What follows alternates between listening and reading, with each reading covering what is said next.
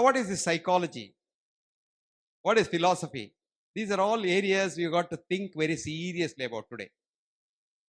Now, all this, if you forget, we don't have a science of man today in the Western conceptual science.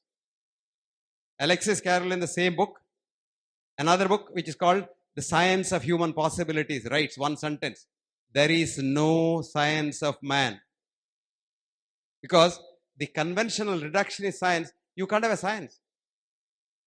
In the biology that you and I studied in school and the medicine that I studied in medical school, we were taught that the human body is like a machine with parts. Car machine, for example, carburetor, transmitter, gear, engine, etc., etc. No, it's not like that. Now, latest physicists have shown biophoton camera. Every cell in your body, every atom in your body emits a photon light. But you and I can't see that. Photon light cannot be seen with the naked eye.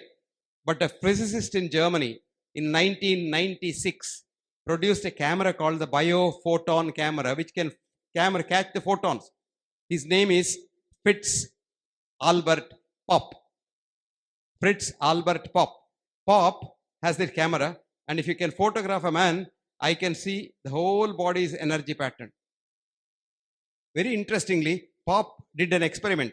He just applied an ointment in the hand and rubbed it. Naturally, of course, the cells there get affected.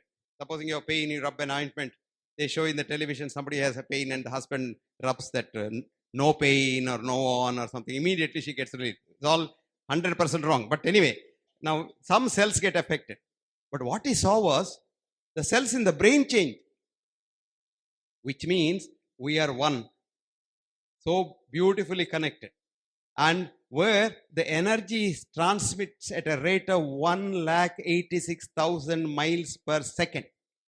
Supposing I give you a medicine, any medicine I give, it travels at 1 centimeter per second.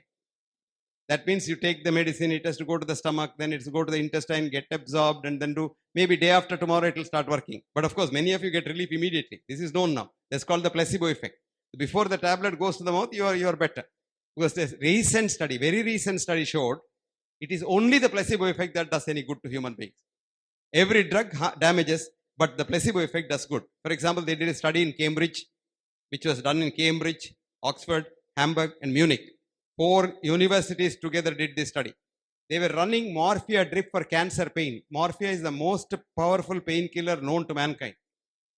And then told the patient, this is not morphia, this is a new vitamin we have found which prevents cancer recurrence. And would you believe 96% of the patients did not get pain relief when morphia was running in their vein. Then they crossed over the patient to the other side and ran saline drip. And what did they do? They told the patient, this is a new salt of morphia, which is so effective that your pain will go. 90% pain went. Then they said, this must be some hocus pocus. So they wanted to know what happens. So they did what is called fMRI, functional MRI of the brain. And when they told the patient, this is not morphia, the brain was sleeping. When they told the patient, this is morphia and what was going in was salt, and the brain, anterior portion of the brain, the forebrain it is called, secreted so much of opioids, pain-killing opioids, that the man's pain was relieved. So they wanted to triple check it. What they did, they injected these patients with naloxone. Naloxone is a drug which will block the forebrain from functioning. So then they repeated the experiment. Nothing happened either way. Even if you tell him it is morphia, and give him morphia, nothing happens. No pain relief. Because the forebrain doesn't work. So the study very clearly showed for the first time, published 2 years ago, in a very prestigious journal called Science Translational Medicine. It's called STM. And the first author's name is Professor Bingel, Bingel. Of course, for the study, they produced pain in a different way, very severe pain. They didn't study the cancer patients. They studied pain produced in the feet by some very bad method. Bingel, Science Translational Medicine. The title of the heading is the placebo effect. Placebo in Latin, I please. When once you are pleased, you get better. So, whether it's homeopathy, homopathy, Ayurveda, naturopathy, etc., the effect is placebo effect. The only difference is in modern medicine, we will do some harm because every drug harms.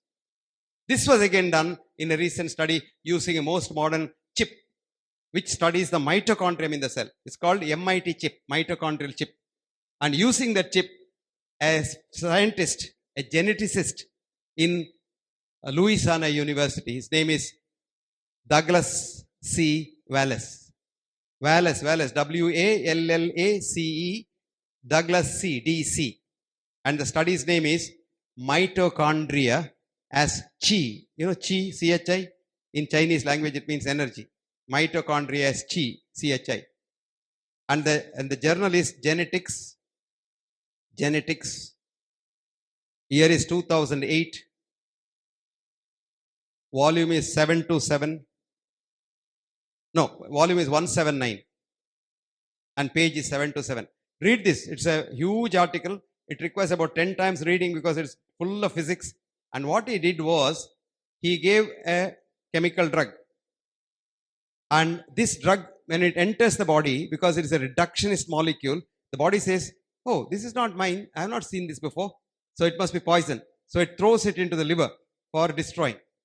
When it goes to the liver gets damaged partially. And if the liver cannot destroy it completely, a little comes out, which is called the first pass effect. Have you heard of this word? Pharmacology. First pass effect is what remains after being destroyed in the liver. But you put a Ayurvedic drug or a Tibetan medicine or a herbal drug, what happens? The body says, aha, yes, I know, this is food. My ancestors are using this. So it's food. So it doesn't send it to the liver. So if there is anything good happening, it happens only in the herbal medicines. All the bad things happen with chemical medicines. Even herbal medicines are converted to chemicals by us.